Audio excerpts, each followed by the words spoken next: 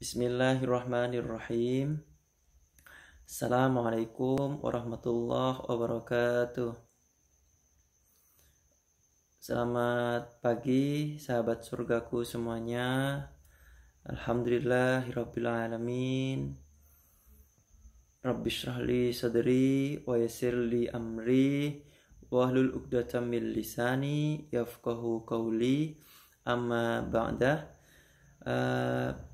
Puja dan puji syukur kepada Allah Subhanahu wa taala. Semoga pagi ini kita semuanya yang beraktivitas, yang menonton channel Firdaus Filantropis selalu mendapatkan keridhaan dari Allah Subhanahu wa taala, mendapatkan lindungan Allah dan selalu mendapatkan rahmat, taufik serta hidayah dari Allah Subhanahu wa taala, sehingga saudaraku semuanya tidak bosan-bosan melanjutkan channel ya, nonton ini. Semoga jadi manfaat jariah. Silakan bagikan. Untuk tema pagi ini adalah berjuang meramaikan sholat subuh sebagai salah satu pilar kebangkitan Islam. Sahabat surgaku semuanya, kenapa salah satu pilar kebangkitan Islam itu dimulai di waktu subuh? Karena disitulah banyak rahasia, banyak keajaiban yang di dalamnya banyak sekali yang membuktikan. Dikutip dari salah satu judul buku ya, yang insya Allah banyak sekali rahasia. Di sini judul bukunya adalah Pejuang Subuh.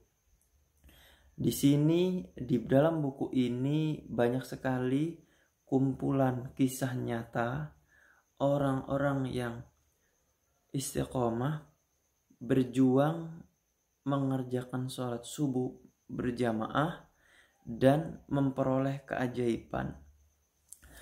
Coba saya buka salah satunya adalah, jadi yang dari daftar pertama, wahai jiwa-jiwa yang terlelap dalam selimut, bangunlah waktu subuh yang telah masuk.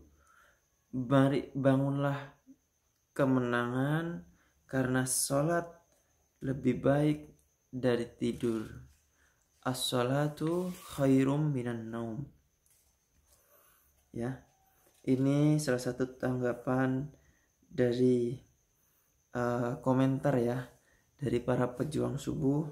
Salah satunya adalah Komisi Fatwa MUI dari Bogor, Dr. Andes Taufik Daud, menyampaikan, Maha benar Allah dengan segala firman-Nya bahwa sholat subuh itu disaksikan oleh para malaikat di dalam Quran surat Al-Isra ayat 78, dan tidak diragukan lagi kebangkitan, kemuliaan, dan kemenangan umat Islam terjadi jika sholat subuh sudah sebanyak dan seramai sholat Jum'ah dan perayaan hari besar Islam.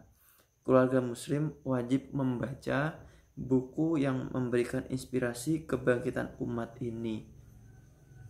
Ada juga tanggapan dari CEO cintaquran.com. Benar ketika Rasulullah bersabda bahwasanya isinya ikatan Islam akan lepas satu persatu. Yang pertama adalah pemerintahan, yang kedua adalah sholat. Insya Allah yang ketiga, buku ini berjuang membangunkan umat dari tidur panjang menuju kejayaan kebangkitan Islam. Salah satu tanggapan juga dari motivator berpikir positif penulis 36 buku spiritual motivasi, Muhammad Syafi'i Al-Bantani. Beliau menyatakan sholat subuh itu disaksikan oleh para malaikat. Para malaikat mendoakan orang-orang yang melaksanakan sholat subuh berjamaah di masjid dan merupakan salah satu kunci sukses dalam hidup. Buku yang ditulis judulnya Pejuang Subuh ini menggebrak kesadaran kita akan pentingnya sholat subuh dan pastinya membakar semangat kita untuk sholat subuh berjamaah. Siapapun yang sholat tepat waktu, sholat subuh berjamaah, rezekinya juga bakal tepat waktu. Siapapun yang berjamaah, disitulah kedisiplinan akan terjaga. Ada pernyataan juga dari salah satu ketua umum gerakan anti miras, Fahira Idris. Jadi beliau menyampaikan Pejuang Subuh adalah sebuah komunitas yang menyegarkan kaum muslimin di Indonesia. Jadi beliau menyatakan sebagai ketua umum gerakan anti miras dapat merasakan dan dukungan teman-teman pejuang subuh baik di pusat maupun regional. Semangat subuh merupakan tolak ukur bagi kemajuan kaum muslimin. Dan beliau yakin karena sebagai pengusaha saya juga merasakan spirit sholat subuh bagi kebiasaan yang wajib diunggulkan dalam sebuah bisnis, dan punya keyakinan teman-teman pejuang subuh bahwa dengan istiqomah mengerjakan sholat subuh akan merevolusi karakter dan mental bangsa yang sedang dalam persoalan serius.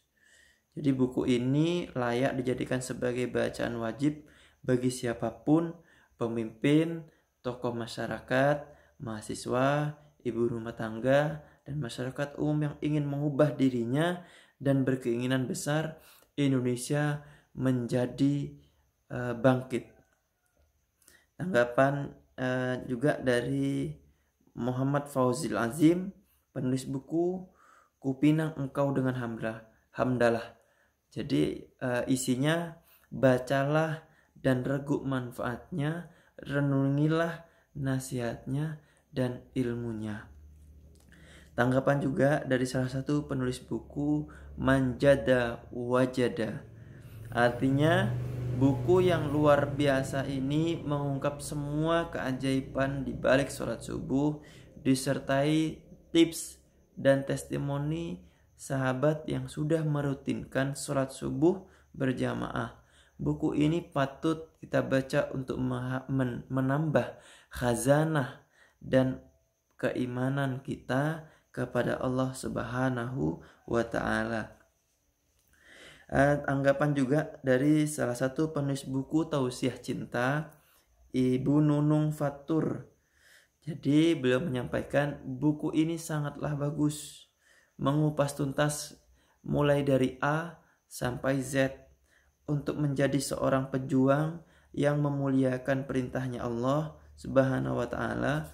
Puisi dan cerpen di dalamnya membuat terenyuh, sangat bermakna, menyadari betapa dhaifnya diri ini dan mencintai Allah dengan beribadah khusyuk kepadanya, menghidupkan amalan wajib dan sunnah.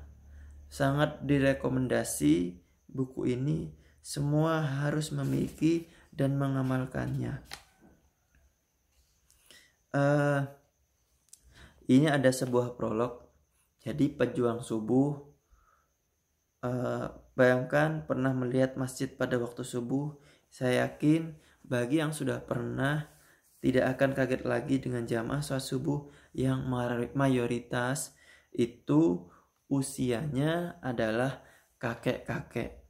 Siapapun yang pagi ini mendengarkan, semoga bisa menangkap peluang dan kesempatan respon kita semua memperjuangkan sholat subuh berjamaah.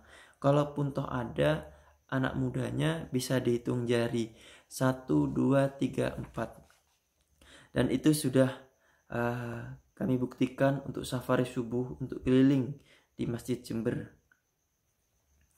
Jadi ada salah satu riwayat Bukhari Muslim yang berbunyi, inna asqala salatin alal munafiqina salatul isya wa salatul fajri wa yal'amuna ma fihima la tauhuma wa la habwa.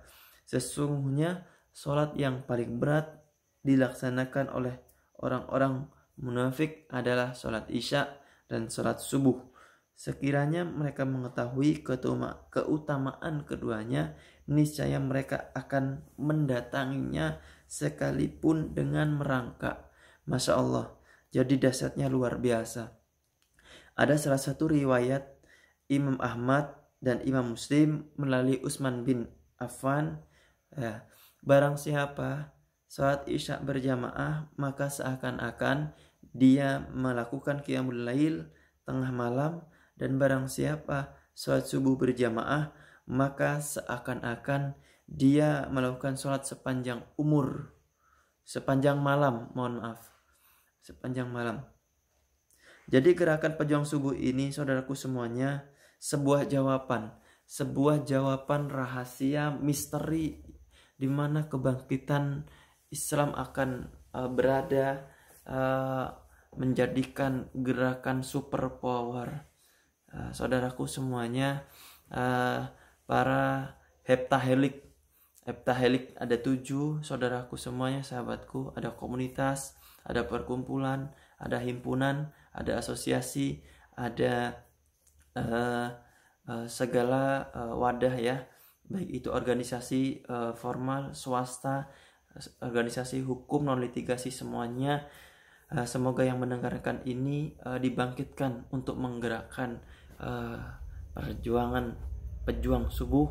Yang kedua, pemerintahan salah satu tolak ukur utama, salah satu pemimpin utama menjadi kebangkitan Islam, yakni para eksekutif dan para legislatif. Beliaulah khalifah fil ard, sesungguhnya di muka bumi ini, yang menjadi pemimpin. Yang ketiga, para pemegang keuangan pendanaan. Ini salah satu penanggung jawab besar di muka bumi ini nantinya. Yang keempat, salah satu media. Ada media cetak, media elektronik. Itu salah satu penopang bagaimana kebangkitan ini akan maju. Salah satunya kebangkitan Islam. Yang kelima, akademisi. Wabil khusus di Kabupaten Jember kurang lebih ada 15 lebih akademisi, baik itu negeri maupun swasta, yang itu bisa dimaksimalkan karena di situ ada para pemimpinnya.